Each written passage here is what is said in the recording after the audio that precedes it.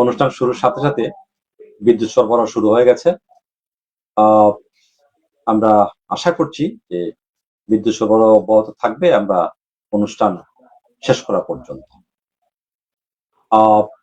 আমরা জানি যে বিদ্যুতের নানা সমস্যা চলছে, আর যদি সারাদিনই থাকে, বিদ্যুৎ সরবরাহ যদি নিশ্চিত থাকে সারাদিন, মানুষের কাজকর্মের সুবিধা হয়, মানুষ স্বস্তি বোধ করে। কিন্তু আমরা বাস্তবে দেখছি যে বিদ্যুৎ সরবরাহ বারবার বিঘ্নিত হচ্ছে, যে কারণে মানুষ অস্বস্তিতে আছে। এ ব্যাপারে সরকারের যারা আছেন তারা বিশেষ নজর দেবেন বলেই আমরা আশা করছি। আমাদের আজকের অতিথি সিলেটের জ্যেষ্ঠ সাংবাদিক এহিয়া চৌধুরী। এহিয়া চৌধুরী, আপনাকে স্বাগত জানাচ্ছি। আমাদের এই অনুষ্ঠানটি সবসময় বা নিয়মিত পরিকল্পনায় আছেন শেখ নুরুল ইসলাম, আর অনুষ্ঠানটি আমরা আজকে সম্প্রচার করছি behind agro farm and products গোয়াইনঘাটের সৌজন্যে, যার প্রতিষ্ঠাতা এবং পরিচালক রোটারিয়ান এম এ রহিম, একজন সাংবাদিক। তাকে আমরা ধন্যবাদ জানাচ্ছি আমাদের সঙ্গে থাকার জন্য। আজকে আমাদের হাতে আছে দুটি পত্রিকা, ঢাকার জাতীয় বাংলাদেশ প্রতিদিন। বাংলাদেশ প্রতিদিনের আজকে শিরোনাম, মির্জা ফখরুল ইসলাম আলমগীরের বক্তব্য, স্বাস্থ্য খাতের উন্নয়নে সরকার কাজ করছে, আসিয়ানের সদস্য হতে পারবে না বাংলাদেশ, ইনফ্যান্টিনোর দিন কি শেষ, মুস্তফার খুঁজে মুসাদ সিআইএ, সচল করতে হবে ঢাকার চারপাশের নৌপথ, প্রধানমন্ত্রীর নির্দেশ, গণঅভ্যুত্থানের দিনগুলো সরকার পতনের এক দফা, অস্তিত্ব সংকটে বুড়িগঙ্গা, যুক্তরাষ্ট্রের কাছে বাংলাদেশের গুরুত্ব দৃশ্যমান, মার্কিন বিনিয়োগ আকর্ষণে ইউএস ইনভেস্টর সামিট। স্বরাষ্ট্রমন্ত্রী বলেছেন, পুলিশ কোনো দলের লাঠিয়াল বাহিনী নয়, চান ব্যবসায়ীরা। বাণিজ্য মন্ত্রী, মিয়ানমার রাষ্ট্রদূতের বৈঠক, যাচাই বাছাই চলছে রোহিঙ্গা প্রত্যাবাসন। উত্তরখানে এমপি ও প্রশাসকের ওপর হামলা, এক্সপ্রেসওয়ে রেলপথ ঘিরে নাশকতার শঙ্কা। টেপিভুক্ত প্রতিষ্ঠানে হতে পারে চোরাগুপ্তা হামলা, শ্রমিক ছদ্মবেশে গার্মেন্টস হতে পারে অগ্নিসংযোগ, দেশ জুড়ে সতর্ক অবস্থান পুলিশের। মুক্তি পেল নিষেধাজ্ঞায় বেনজির। বাংলাদেশ প্রতিদিনের শেষ পৃষ্ঠার শিরোনাম, বিনিয়োগ বান্ধব হচ্ছে শেয়ার বাজার, জুলাই গ্রাফিতিতে বর্ণিল মানিক মিয়া এভিনিউ। ডোনাল্ড ট্রাম্প বলেছেন, ইরানের টিকে থাকার জন্য হামলা বাতিল করেছি। নবায়নে অনাগ্রহ হলুদ অটো মালিকের, রাজস্ব হারাচ্ছে বিসিবি। যুক্তরাষ্ট্রে প্রতারণার অভিযোগে গ্রেপ্তার 2 বাংলাদেশি। বাংলাদেশের জন্য কোরিয়ার 111 সেবা খাত উন্মুক্ত, বাংলাদেশি বিজ্ঞানী অনন্য উদ্ভাবন, নতুন দুয়ার উত্তরবঙ্গের অর্থনীতি ও যোগাযোগে। চমক, আম্রপালি বানানো ম্যাঙ্গোর। তথ্যমন্ত্রী বলেছেন, বস্তুনিষ্ঠদের সঠিক সাংবাদিকতার মানদণ্ড, ক্ষতিগ্রস্ত প্রকৃত খামারিরা হুমকিতে জনসাধারণ। নকল দুধ তৈরির ভয়ঙ্কর চক্রবর্তী জোটে যোগদান ইরানের বিরুদ্ধে অবস্থান নয়। আবারও 5 জেলায় বন্যার শঙ্কা, বাড়িতে ঢুকে গুলি করে হত্যা নরসিংদীতে। প্রাথমিকে 10,000 শিক্ষক, যোগদানের তারিখ পরিবর্তন। স্ত্রী ও শাশুড়িকে খুন করে থানায় যুবক। চীনা নাগরিকের অনলাইন প্রতারণার ফাঁদ, গ্রেপ্তার 4। প্রবাসীদের পাসপোর্টের আবেদন দ্রুত নিষ্পত্তির নির্দেশ হাইকোর্টের। আহসানুল্লাহ মাস্টার হত্যা মামলার আপিল শুনানি 11 আগস্ট পর্যন্ত মুলতবি। বিন্দুবের যাত্রীবাহী বাসে ডাকাতি, গুলিবিদ্ধ 1। জুলাইয়ে রেমিটেন্স 8 বছরের রেকর্ড, $285 কোটি। চট্টগ্রাম চিড়িয়াখানা, আসবে জেব্রা, যাবে বাঘ। আমরা বাংলাদেশ প্রতিদিনের প্রথম এবং শেষ পৃষ্ঠার শিরোনাম পড়লাম। এহিয়া চৌধুরী, আমরা আপনার পর্যালোচনা শুনতে চাই। প্রথমেই আমরা যে বিষয়টি নিচ্ছি সেটা হচ্ছে অস্তিত্ব সংকটে বুড়িগঙ্গা। একটি ছবিও আছে, গায়েব অনেক সীমানা পিলার, বর্জ্য ফেলে চলছে ভরাট, দূষণ ঘটাচ্ছে 424 সুয়ারেজ পয়েন্ট। আসলে সর্বপ্রথম দখল তথাকথিতের জন্য ঢাকাবাসীর জন্য সুন্দর একটা স্থান ছিল, কিন্তু এখন বুড়িগঙ্গা নদীটা হচ্ছে বড্ড এবং বিষাক্ত জলে বুড়িগঙ্গা তলিয়ে যাচ্ছে। ঠিক পাশাপাশি আমাদের সিলেট শহরে গতকালকে আমাদের প্রশাসক এই খালটি উদ্ধার করেছেন সিসি প্রশাসন। সিটি প্রশাসন থেকে কিভাবে বাঁধখালা উদ্ধার করেছেন। সিলেট শহরের অনেক পুকুর বুড়িগঙ্গা যেভাবে বিষাক্ত হয়েছে, সিলেট শহরে বিভিন্ন পুকুর তলিয়ে গেছে, অবৈধ দখল হয়েছে। বুড়িগঙ্গাকে বলা হচ্ছে সব মিলিয়ে অস্তিত্ব সংকটে আমাদের দিঘির শহর ছিল, দিঘির শহর কিন্তু এখন দিঘির শহর ছিল, এখন দিঘির শহর নাই বললেই চলে। এই একমাত্র আছে খাদিপুরার দিঘি, তো সংকুচিত হয়ে গেছে। লালা দিঘি আছে, লালা দিঘি ছিল, মাসু দিঘির পর এটা এই মোটামুটি সংকুচিত হয়ে যাচ্ছে। প্রায় শেষ। আর আসলে আমাদের সিসি প্রশাসক যে উদ্যোগ নিয়েছে বিভিন্ন এলাকা উদ্ধারের কাজটা, উনি উদ্ধার যদি অব্যাহত রাখেন, অনেকেই কাগজ পত্র দেখলেই কিন্তু কাগজ উদ্ধার টাকা উদ্ধার হয়। সিসি প্রশাসক অভিনন্দন জানাচ্ছি উনি উদ্যোগ নেওয়ার জন্য। আর এর আগে খুজারকলা উদ্ধার করেছেন। ঠিক একইভাবে আমরা দেখলাম উদ্ধার না, আসলে এগুলো বিগত সরকারের আমলে সোনা উদ্যান যখন ছেড়েছিল। চৌধুরী, আমি যে বিষয়টা আনতে চাচ্ছি যে এই দিঘি বা এই পুকুরগুলো উদ্ধার করা হচ্ছে না, সংস্কার করা হচ্ছে। আসলে সংস্কার না, পাশাপাশি ধরনের দিঘি হাদারবাগ, এটা কিন্তু দখল মুক্ত হয়ে করেছেন বিগত সময় আগে হয়েছে। আর আমরা আশা করবো এই যে ছড়া মুক্ত যেটা উদ্যোগ ছিল, কিন্তু ছড়া মুক্ত ফলে দেওয়ালি ছড়া অর্ধেক উদ্যোগ পালে উদ্ধার হয় নাই, বাসা বাড়ি দখল করেছেন। স্পষ্ট করি যে এই যে ঘাসিটোলা এবং খোঁজারকলা যে দুইটা বড় আকারের পুকুর, এগুলো দখলে ছিল না বা দখলের কোনো অভিযোগ নেই। এলাকাবাসী সহযোগিতা করেছেন, তাদের স্বতঃস্ফূর্ত সহযোগিতায় কিন্তু দুটি সংস্কার এবং দুটি ঘাসিটোলার একটা জিনিস খেয়াল করেছেন, কিন্তু পাশের সেতু বারবার মানে প্রতিশ্রুতি দিয়েছেন, কিন্তু প্রায় সহস্রাধিক পরিবারের পাশের সেতু দিয়ে আনাগোনা করতে হয়। প্রশাসক কথা দিয়েছেন যে আশা করি, আমি প্রতিশ্রুতি দিচ্ছি না, চেষ্টা করবো যাতে একটা সেতু দেওয়া। আরেকটা তথ্য অনেকেই জানতেন না যে এখানে অতিথি পাখি আসে ঘাসিটোলায়, তিনি সেটা একটা অভয়ারণ্য হিসাবে গড়ে তুলবেন, ওয়াকওয়ে নির্মাণ করবেন এবং সৌন্দর্য বৃদ্ধি করবেন দুটি পুকুরেরই, যাতে অতিথি পাখিরা শুধু না, আমরাও যাতে গিয়ে কিছু প্রশান্তি খুঁজে পাই, অর্থাৎ নগরবাসী বা বাইরে থেকে যারা আসেন তারাও এই দুইটি বা এইরকম, যিনি আরো প্রতিশ্রুতি দিয়েছেন বা অঙ্গীকার করেছেন যে এরকম যতগুলো দিঘি বা পুকুর আছে সেগুলো সবগুলোকে সংস্কার করা হবে এবং আকর্ষণীয় করা হবে। ওনার উদ্যোগটা সফল হবে, সেটাই নগরবাসী। শুধু অস্তিত্ব সংকটে বুড়িগঙ্গা না, সিলেট সহ সারা দেশের অনেক নদী কিন্তু যেমন আমি যদি বলি খোয়াই নদী বরাট হয়ে গেছে, মন নদী বরাট হয়ে গেছে, সুরমা বরাট হয়ে গেছে, সুরমা হেঁটে পার হওয়া যায়। এইসব জায়গাগুলো যদি আমরা খনন করতে পারি এবং বর্তমান সরকার খাল খনন নদীকরণ প্রকল্প নিয়েছেন, ওগুলো যদি সুষ্ঠুভাবে বাস্তবায়ন করা যায় তাহলে দেশবাসী অকাল বন্যার হাত থেকে রক্ষা পাবে। আমাদের অনেক নদীর যেমন আপনি লক্ষ্য করে থাকবেন, সুনামগঞ্জের পাহাড়ি ডরে কালনির মুখে যখন মালখুলি বাদ দেওয়া হচ্ছে, পানি নিষ্কাশনের কোনো রাস্তা নেই, পানির ভরাট হয়ে নদী উপরে পানি ভরাট হয়ে যায়। যার জন্য যদি আমাদের বেড়া মোহনার দিকে নদী খনন করা যায় তাহলে সুনামগঞ্জবাসী হাওড় অঞ্চলের মানুষ অকাল বন্যার হাত থেকে রক্ষা পাবে।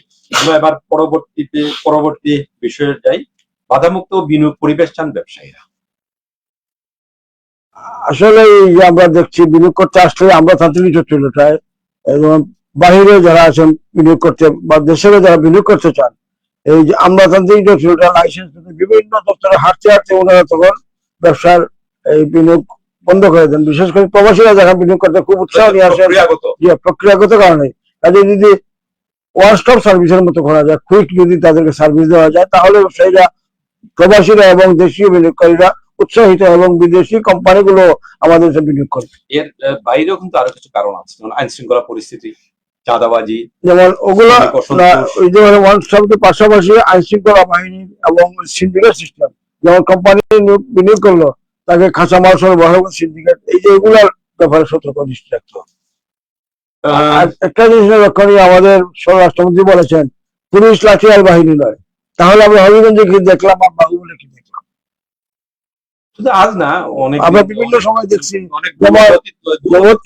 অতীতে আমরা যদি স্বাধীনতা উত্তর ধারাবাহিক ভাবে, যেমন জুলাই আন্দোলনে হাজার হাজার পুলিশ নিহত হচ্ছে, কিন্তু এখানে কোনো জিডি পর্যন্ত হয় নাই, জিডি পর্যন্ত হয় নাই। আজকে দেখেন সিলেট শহরে ছিনতাইকারীর হাতে কর্মী মারা গেল, কিন্তু তার বিরুদ্ধে মামলা প্রক্রিয়া। দুঃখজনক হলো সেদিন একটা নিউজ দেখলাম, বিমানবন্দর থানার সিলেট বিমানবন্দরের সিনিয়র নিরাপত্তা কর্মকর্তা নিখোঁজ। 18 দিন পরে তার মোবাইলটা পাওয়া গেছে ভালো অবস্থায়, এই একজন ওয়ার্কশপ মালিক পেয়েছেন, জমা দিয়েছেন পুলিশের কাছে, কিন্তু জিডি করা হয়েছে, নর্মাল ছিল, অসুস্থ ছিল, তাই সে এইভাবে করেছে। তার মা 3টা থেকে 5টা বছর ছেলের সঙ্গে কথা বলেছে। কাজে আমরা আশা করব যে সেই নিরাপত্তা কর্মীর ব্যাপারে সরকারের উচ্চ মহলের উদ্যোগ নেওয়া হয়েছে, তাহলে আরো নিরাপত্তা কর্মকর্তা নিখোঁজ হবেন এবং বিমানবন্দরের অবস্থা কি হতে পারে সেটা আমরা খুব খারাপই চোখে দেখছি। বলবো সরকারকে, যদি বিমানবন্দরের একটা নিরাপত্তা সরকারি কর্মকর্তার এই অবস্থা হয়, সাধারণ মানুষের অবস্থা কি হতে পারে? আমরা যে বিষয়টা ছিলাম যে স্বরাষ্ট্রমন্ত্রী একটা বক্তব্য, পুলিশ কোন দলে লাঠিয়াল বাহিনী নয়, এই কথাটা কিন্তু আমরা আজকে নতুন শুনছি না। এর আগে যত সরকার এসছে, বাংলাদেশ আমলে, এর আগের আমলেও সবার লাঠিয়াল বাহিনী হিসেবে কিন্তু পুলিশ ব্যবহৃত হয়েছে। আর যেহেতু আমরা একটা নতুন পরিবেশে আছি, নতুন নতুন ব্যবস্থাপনা বা এই আমরা বলতে নতুন সরকার এসছে, অনেক কিছুর পরে অনেক আন্দোলন সংগ্রাম এবং রক্ত, একটা জিনিস হলো পুলিশকে সংস্কার এবং লাঠিয়াল বাহিনী মুক্ত করার জন্য পোশাকের পরিবর্তন করা হয়েছে, কিন্তু সেই পোশাকের পরিবর্তন হচ্ছে, কিন্তু তাদের মানসিক অবস্থা আমি এই কথাই বলতে চাইছি যে যেহেতু এখন নতুন পরিবেশে নতুন সরকার, নতুন অঙ্গীকার বর্তমান সরকারের, আমরা আশা করব যে পুলিশ সত্যি সত্যি লাঠিয়াল বাহিনীর থেকে বের হয়ে এসে জনগণের বন্ধু বাহিনী। একটা জিনিস যুক্ত করতে হয়, একটা লাশ উদ্ধার করতে গিয়ে পুলিশটা নিজের পকেট থেকে পয়সা দিতে গেলে এখানে কোনো কনভার্সন পুলিশের সরকারের কিন্তু কনভার্সন হয় না। আমি আশা করবো তাদের বেতনের পাশাপাশি যে বিভিন্ন সুবিধা যায়, তখন পুলিশ অনৈতিক অবস্থা থেকে ফিরে আসবে এবং পুলিশের অবস্থা চেঞ্জ হবে। আমরা আরেকটি খবর নিয়ে একটু কথা বলতে চাই।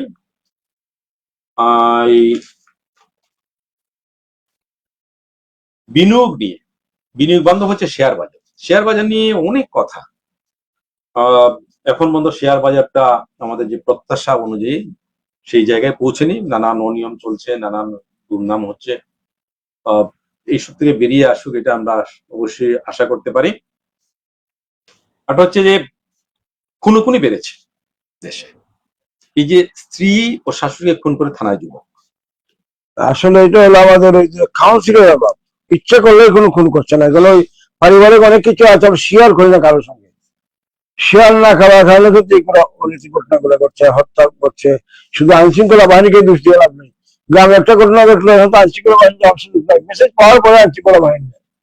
এই ব্যাপারে আসলে আমাদের সামাজিক দায়বদ্ধতা রয়েছে, বিভিন্ন জনপ্রতিনিধি, ইউনিয়ন পরিষদ রয়েছেন, ওয়ার্ড পর্যায়ে যদি আমরা নিয়মিত কাউন্সিলিং ব্যবস্থা করি, মাসে একবার যদি স্থানীয় লোকদেরকে নিয়ে বসা যায়, তখন হয়তো তার মানসিকভাবে অনেক চেঞ্জ হবে, শুনবে, কথাবার্তা হবে। এই ব্যাপারে স্বচ্ছ মন্ত্রণালয় সহ জেলা প্রশাসন, বিভাগীয় প্রশাসন মিলে যদি আমরা বিভিন্নভাবে উদ্যোগ নিই, তাহলে আমরা এই আইন শৃঙ্খলা বাহিনী অবস্থার উন্নতি হবে এবং আমরা সামাজিক অবক্ষয় থেকে রক্ষা হব। মির্জা ফখরুল ইসলাম আলমগীর তিনি বলেছেন স্বাস্থ্য খাতের উন্নয়নে সরকার কাজ করছে। আসলে এটা হলো পুরাতন কথা। স্বাস্থ্য খাতের উন্নয়নের জন্য আমরা কাজ করছি ঠিকই, কিন্তু দেখলাম কি হামের বিগত সরকারের আমলে আমরা দেখলাম টিকা দেওয়া হয়েছে, এই সঙ্গে আমরা হামের রোগে এখন পর্যন্ত 1000-এর উপরে আমরা শিশু মারা গেছে। না, এর আগে যে সরকার ছিল, অন্তর্বর্তী সরকার, তারা কিন্তু হামের টিকার ব্যবস্থা করে, যে কারণে এই অবস্থা হয়েছে বা এই পরিস্থিতি হয়েছে বলেই। না না, স্বাস্থ্য খাতের সঙ্গে তো হাসপাতাল, যেমন আমাদের সদর হাসপাতাল বিল্ডিং তৈরি হয়েছে, কাজ হচ্ছে না। সুনামগঞ্জ মেডিকেল কলেজ হয়েছে, ছাত্রছাত্রীরা ক্লাস নিচ্ছে, কিন্তু এখনো মেডিকেল কলেজের পূর্ণাঙ্গ সুখ নেয় না, মেডিকেলের কোনো স্টাফ নিয়োগ দেওয়া হয় নাই। তাহলে আমরা আশা করবো সিলেট বিভাগ সহ বাংলাদেশের যত বিভাগগুলোতে স্বাস্থ্য শূন্য রয়েছে, এগুলো পূরণ করবে, স্বাস্থ্য খাত এগিয়ে নিয়ে যাবেন, কোথাও কোনো কাজে মিল থাকা উচিত, তাহলে কোনো একটা ভূমিকা হয়। এই প্রসঙ্গে আপনি যে বিষয়টা এনেছিলেন, হামের বিষয়টা, হামের ক্ষেত্রে বলতেই হয় যে হাম নিয়ন্ত্রণের ব্যাপারে সরকার প্রতিশ্রুতি দিয়েছিলেন এবং স্বাস্থ্যমন্ত্রী বারবারই বলেছেন যে চিকিৎসার পর্যাপ্ত ব্যবস্থা আছে, কিন্তু প্রতিদিনই হামের শিশুরা মারা যাচ্ছে। এর কারণটা যেটা আগে বিভিন্ন সময় আলোচনায় এসছে, যে অন্তর্বর্তী সরকার হামের টিকার ব্যবস্থা করেনি। তাদেরকে বারবার বলা হয়েছে, আন্তর্জাতিক সংস্থাগুলো থেকে সতর্ক করা হয়েছে, কিন্তু তারা সেটা গুরুত্ব দেয়নি। একটা জিনিস আপনি লক্ষ্য নিয়ে দেখবেন, হাম আমরা দেশি ভাষা বলি না। ছোটবেলা আমরা দেখেছি আমাদের মা চাচিরা কাপড়, ভিজা কাপড় দিয়ে মুছে দিয়েছে। এই প্রক্রিয়াটা আসলে এখন নাই বললেই চলে। আসলে প্রাকৃতিক ভাবে চিকিৎসা করা যায়। আমরা কি করি, এই ডাক্তারের অপেক্ষা করি, কিন্তু এই পথিটা আমরা দেখেছি, আমরা ছোটবেলায় দেখেছি আমার ডাক্তার ওষুধ দিচ্ছেন, কিন্তু প্রাকৃতিক ভাবে আমরা ওই যে ভিজা কাপড় দিয়ে মুছে দেওয়া, এই তার যাতে কোনো কষ্ট না হয়, এগুলো সতর্ক রাখা উচিত। দেখবেন আমাদের ঔষধের পাশাপাশি প্রাকৃতিক যে ঘটনাটা আমাদের খেয়াল করতে হবে। যাই হোক, এটা তো ডাক্তারের বিষয়, চিকিৎসা শাস্ত্রের বিষয়, চিকিৎসকরা বা চিকিৎসা বিজ্ঞানীরা বুঝবেন। আমরা সিলেটের ডাকের শিরোনামগুলো আগে পড়ে নিই, তারপর আপনার পর্যালোচনা শুনবো। টাঙ্গুয়ার হাওরে হাউস বোট ও পর্যটকবাহী নৌযান চলাচল নিষিদ্ধ। দুঃখিত। তরুণ উদ্ভাবকরাই বাংলাদেশের ভবিষ্যৎ, প্রধানমন্ত্রী বলেছেন। পুলিশ কোন বিশেষ দলের বা গোষ্ঠীর লাঠিয়াল বাহিনী নয়, স্বরাষ্ট্রমন্ত্রীর বক্তব্যটা আমরা আগে পেয়েছি।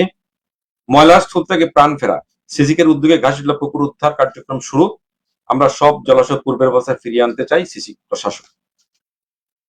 এমসি কলেজ ছাত্রাবাসে বিরোধী দলীয় নেতা ডক্টর শফিকুর রহমান। চাতকের ট্রাকের ধাক্কায় প্রাণ গেল সাইকেল আরোহীর। জগন্নাথপুরের নৌকাডুবিতে নিহত 4 জনের লাশ উদ্ধার। স্বামীকে হারিয়ে 2 শিশু সন্তান নিয়ে দিশেহারা গৃহবধূ শম্পা। সোমবার থেকে কাঁচামরিচ আমদানি কার্যক্রম শুরু হবে, কৃষিমন্ত্রী। চায়ের টঙে এইচএস এর খাতা মূল্যায়ন, তদন্তে 3 সদস্য বিশিষ্ট কমিটি গঠন, সংশ্লিষ্ট শিক্ষককে শপথ। জগন্নাথপুরে ছাত্রলীগ নেতার আত্মসমর্পণ। সিলেট প্রেস ক্লাবে সংবাদ সম্মেলন। কালাগুল জমি দখলের চেষ্টা, চাঁদাবাজি ও লুটপাটের অভিযোগ। দক্ষিণ সীমায় বাস অটোরিকশা সংঘর্ষে নিহত 1, আহত 7।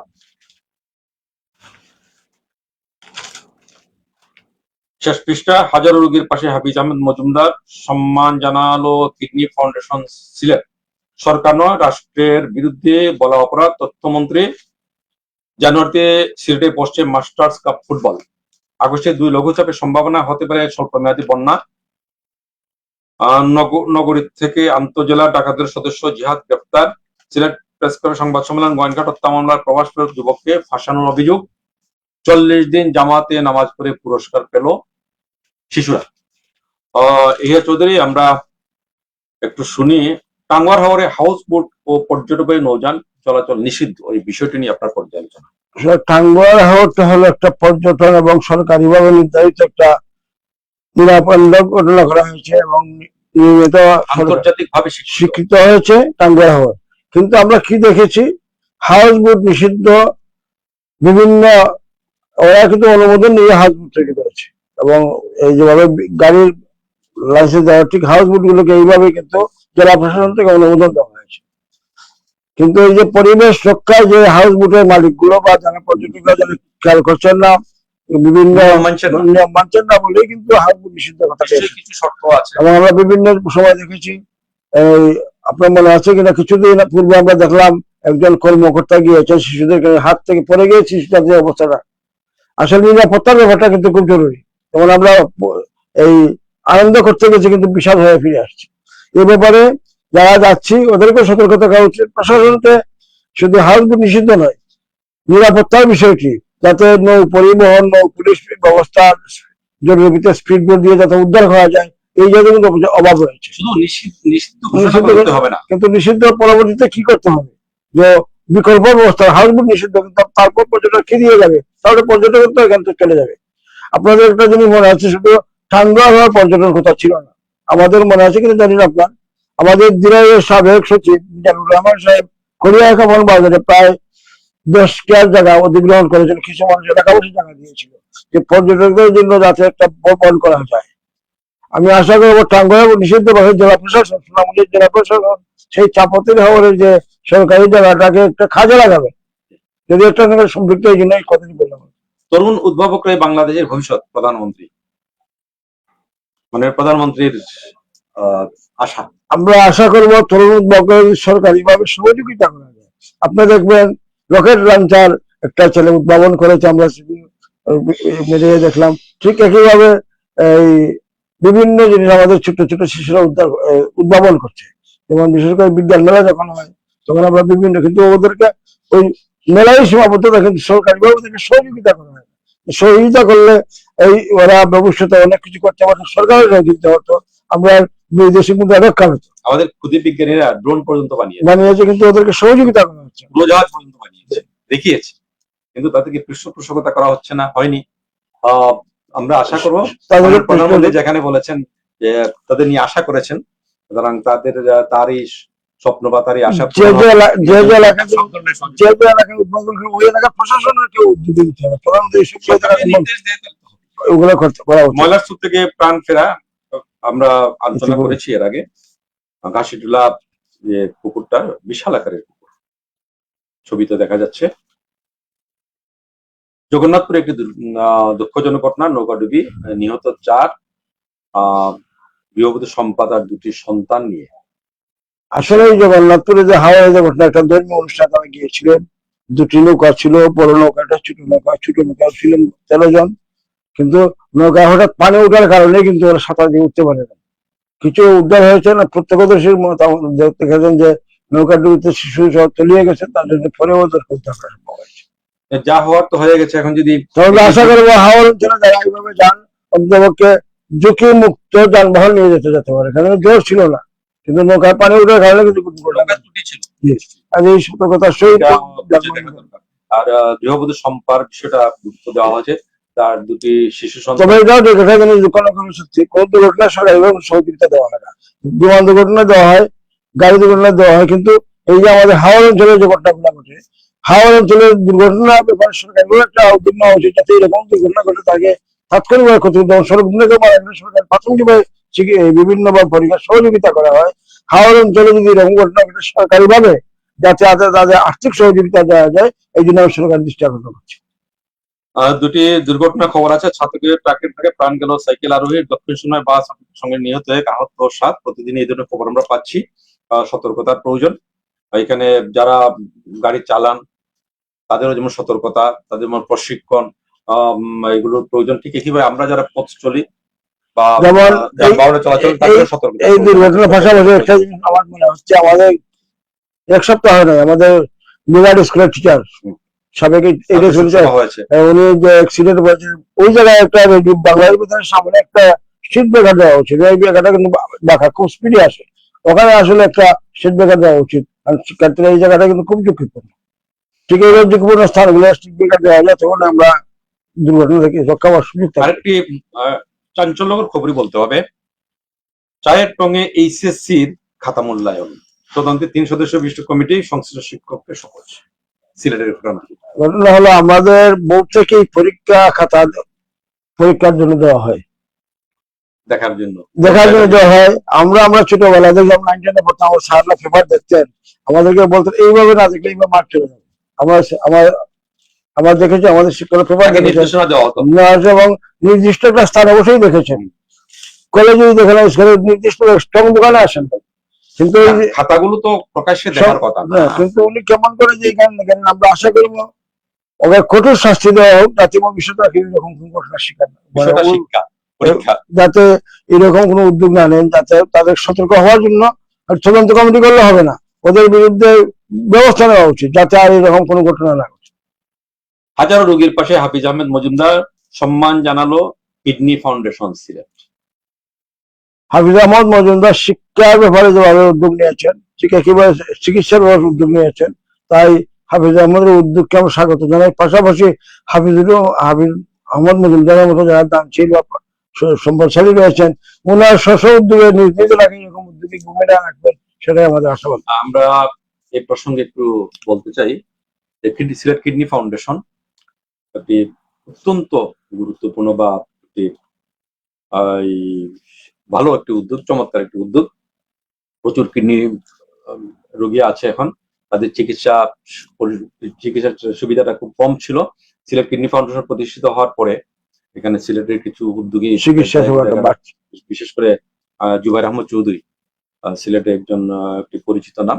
তিনি জ্বালানি তেল ব্যবসায়ী এবং আরো অনেক সংগঠনের সাথে যুক্ত, তার আরো অনেক ব্যবসা আছে। তিনি অত্যন্ত মূল্যবান কিছু জায়গা দিয়েছেন, সেই জায়গার উপরে একটি সুন্দর ভবন হয়েছে, সেই ভবনে কার্যক্রম চলছে। এই প্রতিষ্ঠানটি বা এই চিকিৎসা সেবা প্রতিষ্ঠানটির পাশে দাঁড়ানো সবার দায়িত্ব। যাদের সামর্থ্য আছে তারা যদি এগিয়ে আসেন, তাহলে আমরা আশা করবো কিডনি ফাউন্ডেশনকে যারা দানশীল ব্যক্তি আছেন, ফান্ডের টাকা পয়সা দেন, তখন গরিব লোকেরা ফ্রিতে সহযোগিতা পাবে। আমরা উল্লেখ করতে পারি আমাদের বীর শহীদ ডাক্তার শামসুদ্দিন আহমদের ছেলে জিয়াউদ্দিন আহমদ, তিনি এই প্রতিষ্ঠানের প্রধান হিসাবে দায়িত্ব পালন করছেন। আরো আছেন বীর মুক্তিযোদ্ধা MS সালামও আছেন, এটার সাথে যুক্ত। সিলেটে আরো 20 জনরা যুক্ত আছেন। আমরা সবার কাছে আমাদের পক্ষ থেকে অনুরোধ রাখবো যে কিডনি ফাউন্ডেশনের পাশে তাড়ানোর জন্য। এর মধ্যে আর আমরা আমরা সরাসরি সময় অনেকটা পার করে ফেলেছি, আর তেমন কিছু নিয়ে আলোচনার সুযোগ থাকছে না। আমরা এখানে অনুষ্ঠান শেষ করতে চাই। প্রিয় দর্শক, আমরা দুটি পত্রিকা নিয়ে আজকে আলোচনা করলাম শিরোনাম নিয়ে। আশা করি আপনাদের ভালো লাগবে, ভালো লেগেছে। আমাদের সঙ্গে থাকবেন। আমরা অনুষ্ঠানটা আগামীকাল আবার আপনাদের সামনে নিয়ে আসবো। আজকে যিনি অতিথি এহিয়া চৌধুরী, তাকে ধন্যবাদ জানাচ্ছি পিআইন এগ্রো ফার্মস এন্ড প্রোডাক্টসকে, যার মালিক বা পরিচালক প্রতিষ্ঠাতা রোটারিয়ান এম এ রহিম। তাকে আমরা আন্তরিক ধন্যবাদ জানিয়ে এতক্ষণ সঙ্গে থাকার জন্য অবশ্যই আপনাদেরকে ধন্যবাদ জানাচ্ছি। ভালো থাকুন।